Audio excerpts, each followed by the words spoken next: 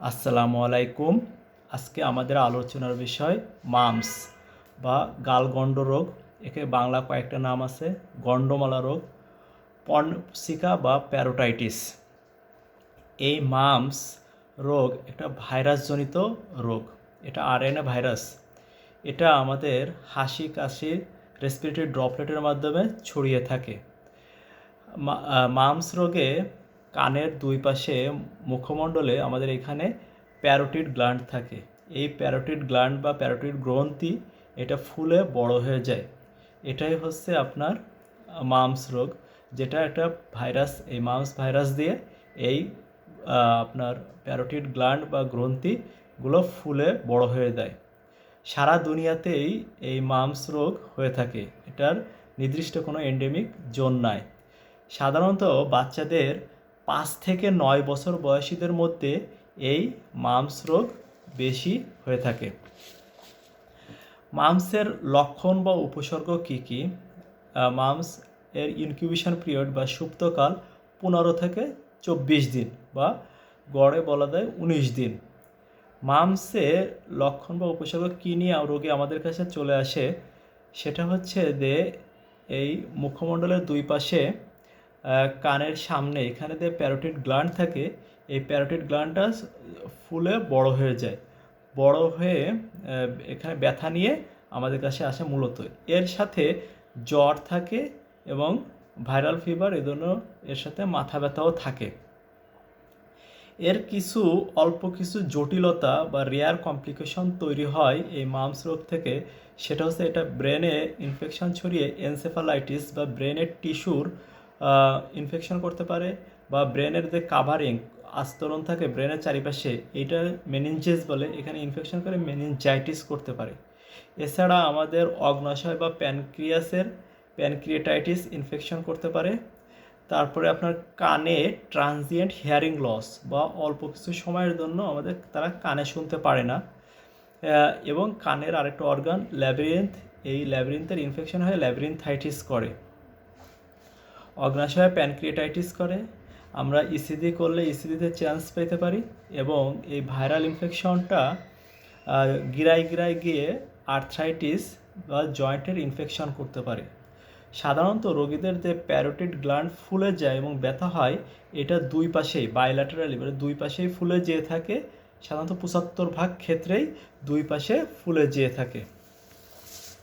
এরপরে আরও কিছু কমপ্লিকেশন আছে, যেমন হচ্ছে 25% ক্ষেত্রে রোগীদের এই পুরুষ রোগীদের মেলদের মামস থেকে অর্কাইটিস, এপিডিডাইমো অর্কাইটিস হইতে পারে। আমাদের অন্ডকোষের উপরে যে এপিডিডাইমিস আছে, এই এপিডিডাইমিস কানেক্টেড থাকে হচ্ছে টেস্টিস বা স্ক্রোটামের টেস্টিস বা হচ্ছে অন্ডকোষ থেকে এই এপিডিডাইমিস এবং এই স্ক্রোটাম, এই অন্ডকোষে ইনফেকশন হতে পারে। একে বলে মামস অর্কাইটিস। এছাড়া ফিমেলদের ক্ষেত্রে উফোরাইটিস, এটা লেস কমন, একটু কম হয় ফিমেলদের ক্ষেত্রে, বাট মেলদের ক্ষেত্রে মামস অর্কাইটিস এটা এই ইনফেকশনটা বেশি হয়ে থাকে। এক্ষেত্রে টেস্টিকুলার অ্যাট্রফি বা অন্ডকোষ ছোট হয়ে যেতে পারে। তবে এখান থেকে যে তার স্টেরিলিটি ডেভেলপ করবে বা বন্ধ্যাত্ব বা বাচ্চা হবে না, ব্যাপারটা এরকম না, আনলাইকলি। বেশিরভাগ ক্ষেত্রে এবং প্রায় সবার ক্ষেত্রেই পরবর্তীতে বাচ্চা হয়ে থাকে মামস হলেও। হ্যাঁ, এটা খুবই কম ইনফার্টিলিটি করে, এটা খুব একটা করে না বলা যায়। প্রেগনেন্সিতে যদি আপনার মামস হয়, সেক্ষেত্রে অ্যাবর্শন হয়ে যেতে পারে। বিশেষ করে ফার্স্ট ট্রাইমেস্টার, প্রথম 3 মাসের মধ্যে প্রথম 3 মাস বা 12 সপ্তাহের মধ্যে যদি মামস হয়, সেক্ষেত্রে অ্যাবর্শন হয়ে যেতে পারে। ইনভেস্টিগেশন পরীক্ষা কী করি আমরা সেরেব্রোস্পাইনাল ফ্লুইড বা সিএসএফ স্টাডি করি। সেখানে আমরা লিম্ফোসাইটিক প্লিওসাইটোসিস পেতে পারে, লিম্ফোসাইট বেড়ে যায়। যে কোনো ভাইরাল ইনফেকশনে সিবিসির বা সিএসএফের লিম্ফোসাইট বেড়ে যায়, এবং এখানে নিউট্রোফিলও বাড়তে পারে। এরপরে আমরা আইজিএম করি। এর 4 গুণ বেশি বেড়ে দেয় আইজিজি এর লেভেল নর্মালের চেয়ে। এটা দিয়ে আমরা ডায়াগনোসিস কনফার্ম করতে পারি। এবং মামসের ক্ষেত্রে আমাদের প্রথম কোনো পরীক্ষা ছাড়াই আমরা এটা ধরতে পারি। সেটা হচ্ছে আমরা মামস ক্লিনিক্যালি, মানে রোগী দেখেই রোগীর চোখ দিয়ে আমরা দেখেই পরীক্ষার ডায়াগনোসিস করে ফেলতে পারি যে এই রোগীর মামস হয়েছে। ক্লিনিক্যালি মূলত আমরা ডায়াগনোসিস করি, এটাই 1 নাম্বার ডায়াগনোসিস করার ক্ষেত্রে। এছাড়া আমরা ভাইরাস কালচার করতে পারি। ইউরিন থেকে প্রথম ইনফেকশনটা হওয়ার লক্ষণ দেখা দেওয়ার প্রথম 1 সপ্তাহের মধ্যে আমরা ভাইরাল কালচার করতে পারি ইউরিনে, এবং যে কোনো ভাইরাসের মতো এটাও আমরা পলিমারেজ চেইন রিয়াকশন করতে পারি।